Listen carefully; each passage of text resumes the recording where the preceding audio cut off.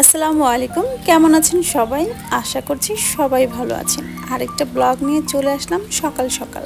আমি সকালে বাজারে যাচ্ছিলাম, তো ভাবলাম যে একটু আপনাদের সাথে আমাদের গ্রামের পরিবেশটার ভিডিও করি। দেন আমি চলে আসছি পুকুর পাড়ে। এটা কয়েকটা হাঁস গোসল করছিল, তো এইখানে কিন্তু হাঁসগুলো ম্যাক্সিমাম সময় পানিতে থাকে, কারণ হাঁস কিন্তু পানিতেই থাকে। তো পুকুরের পাশে দিয়ে অনেকগুলো কলা গাছ আছে, যখন কলাগুলো ধরে তখন কিন্তু খুব সুন্দর লাগে। তার পাশে কিন্তু চক বা ফসলের ক্ষেত বলা হয় গ্রামের ভাষায়।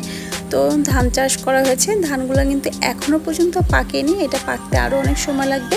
কিছু কিছু জায়গায় কিন্তু ধান পেকে গিয়েছে, অলরেডি কিন্তু ওঠানো শুরু করেছে। তো এইগুলো কিন্তু এখনও পাকে নেই, হয়তো এগুলো পরে লাগানো হয়েছে। আর আমি দেখতে পেলাম যে চিটাটা একটু বেশি হয়েছে। চিটা কি কাকে বলে সেটা আপনারা অবশ্যই জানেন অনেকে, যেটা হচ্ছে ধানের মধ্যে যে চালটা ভিতরে হয় না, ওটাকে চিটা বলে। পুরোটা জুড়ে ধানের ক্ষেত করা হয়েছে। আমাদের এটা কি যখন ধান চাষ করা বা অন্য কোনো চাষাবাদ যখন না হয়, পুরোটাই কিন্তু মাঠের মতো থাকে। আমরা কিন্তু এখানে এসে অনেক সময় হাঁটাহাঁটি ঘোরাঘুরি করি। তো আমি একটু ধানগুলোকে নাড়াচাড়া দিচ্ছিলাম, কারণ খুব ভালো লাগতেছিল দেখে।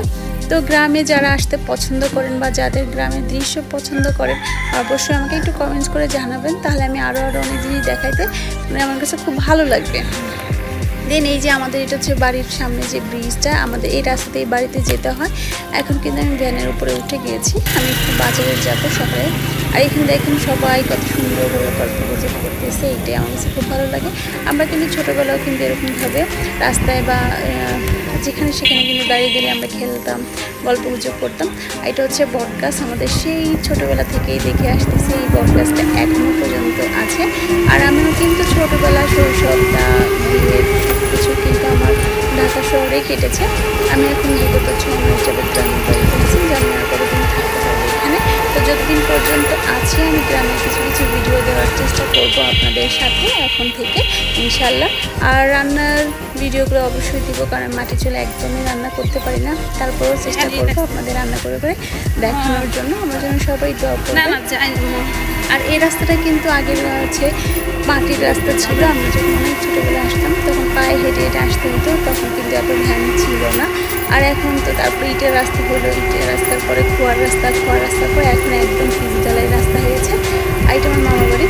তো এই হচ্ছে অবস্থা, এখন কিন্তু রাস্তাঘাট অনেকটাই পরিবর্তন হয়েছে, যার কারণে কিন্তু গ্রাম আর গ্রাম নেই এরকম মনে হয়। তো আমার কাছে খুব ভালো লাগে, কিন্তু গ্রামে যে অনেক অনেক জায়গা আছে আমি কিছুই জানি না, আমি চিনি না। আমি শুধু আমাদের বাড়ি থেকে বাজার এতটুকুই চিনি, আর বাস স্ট্যান্ডে চিনি এতটুকুই। আর আশেপাশে আমি গতকালকে অনেক ভিডিও দেখেছি যে আমাদের এই এরিয়ার আশেপাশে অনেক সুন্দর সুন্দর জায়গা আছে, কোথায় কি আছে না আছে অবশ্যই একটু একটু করে দেখানোর চেষ্টা করবো। যদি আপনারা দেখতে চান অবশ্যই কমেন্ট সেকশনে জানিয়ে দেবেন আপনারা কোথায় যেতে কেমন ভিডিও চাচ্ছেন না চাচ্ছেন। তো আজকে আমাদের টাটা, বাই বাই।